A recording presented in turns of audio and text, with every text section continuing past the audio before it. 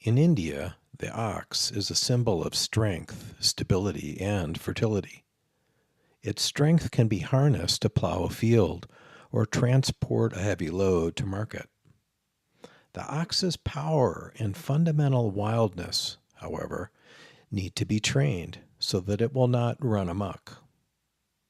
A rope attached to a simple nose ring allows the ox to be led to the field or to the village. Like the ox, the mind is powerful. It is capable of amazing feats, big and small. The mind allows us to communicate, solve problems, and plan for the future.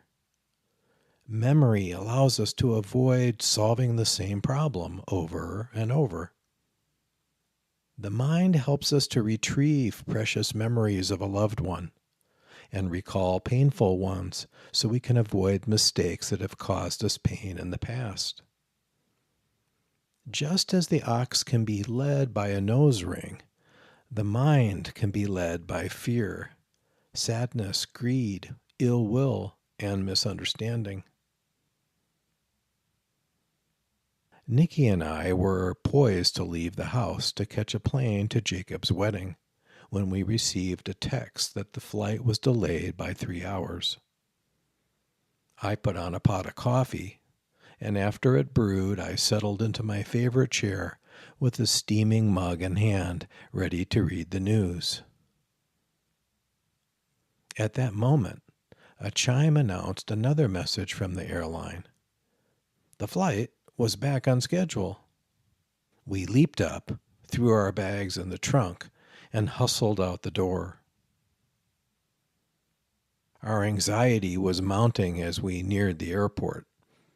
We decided it was best to park in the more expensive garage near the terminal, since we didn't have time to spare. We drove up to the garage entrance, and despite multiple attempts to use the ticket machine, no ticket printed, and the gate across the lane remained down. There was some cursing. From Niki or me? I'll let you guess. We drove hurriedly to another garage near the terminal. The clock was ticking. Fear was rising. When we reached the machine, we got the same result. No ticket. The boom blocked us from reaching the parking we needed. We couldn't get in. Panic was rising. As the window for making our flight continued to shrink, I spotted a narrow gap that must have been for a golf cart-sized service vehicle to enter the garage. Beyond the gap was a clear shot in, up the exit ramp from the second floor. I went for it. Niki grabbed the handle above the passenger door as I maneuvered the car through the gap and drove us up the exit ramp into the garage.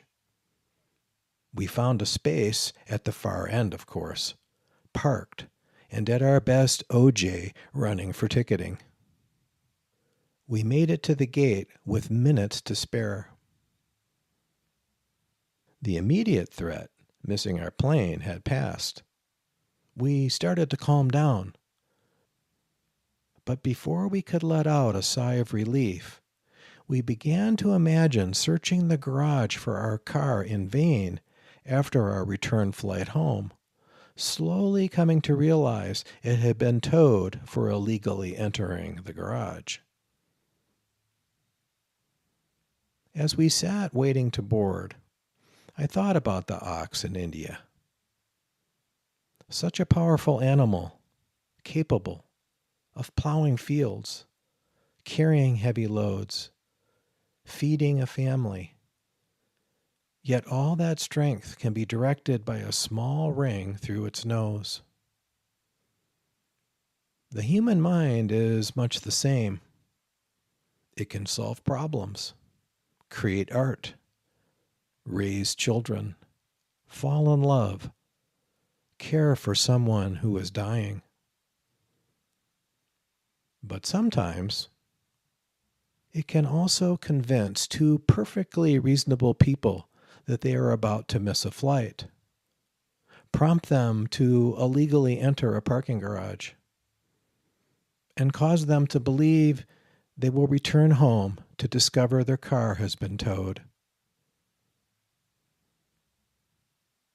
The practice of mindfulness is not getting rid of the ox or even taming it. It's simply learning to notice what has hold of the ring.